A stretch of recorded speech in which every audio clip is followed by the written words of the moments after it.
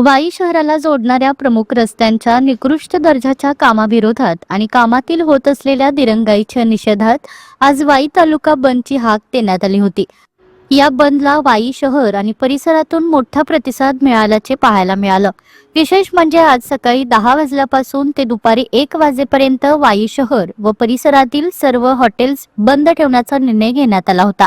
या निर्णयाला हॉटेल व्यावसायिकांनी 100% प्रतिसाद दिला असून शहरातील बहुतांश हॉटेल्स पूर्णपणे बंद ठेवण्यात आली होती। वाई, सुरूर आणि मांढरदेवी मार्गावरील रस्त्याचे काम दीर्घकाळ प्रलंबित राहिल्याने नागरिक, शेतकरी, व्यापारी आणि पर्यटन व्यावसायिक त्रस्त झाले आहे। रस्त्यांची दुरावस्था, धुळीचे प्रदूषण आणि वाहतुकीतील अडथळे यामुळे नागरिकांना मोठ्या समस्यांना सामोरं जावं लागते। या पार्श्वभूमीवर रस्त्यांचे काम तात्काळ पूर्ण करावे अशी मागणी करत वाईकरांनी बंदला जोरदार पाठिंबा दिला असून प्रशासनाने याकडे गांभीर्याने लक्ष द्यावे अशी अपेक्षा स्थानिक नागरिकांनी व्यक्त केली आहे। वाई शहराला जोडणाऱ्या सर्व प्रमुख रस्त्यांच्या निकृष्ट दर्जाच्या कामांबाबत आणि कामात होत असलेल्या सततच्या दिरंगाईच्या निषेधात आज बुधवार 11 मार्च 2026 रोजी वाई तालुका बंदची हाक देण्यात आली।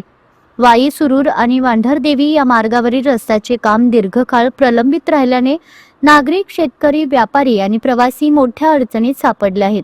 रस्त्यांची दुरावस्था आणि धुळीमुळे शेतकऱ्यांना भाजीपाला वाहतुकीत अडचण येत असून शेतीवरही त्याचा विपरीत परिणाम होत असल्याची तक्रार आहे।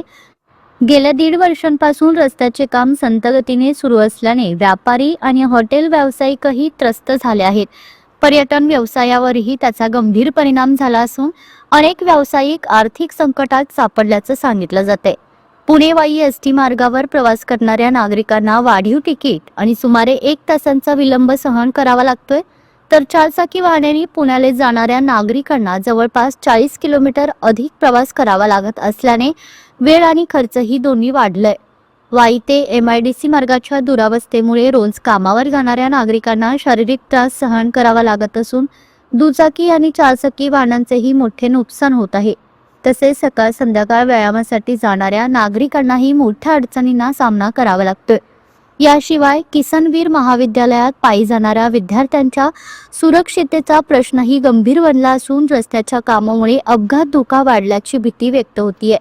धुळीच्या प्रदूषणामुळे नागरिकांच्या आरोग्यावरही परिणाम होत असल्याचं स्थानिकांचं म्हणणं आहे।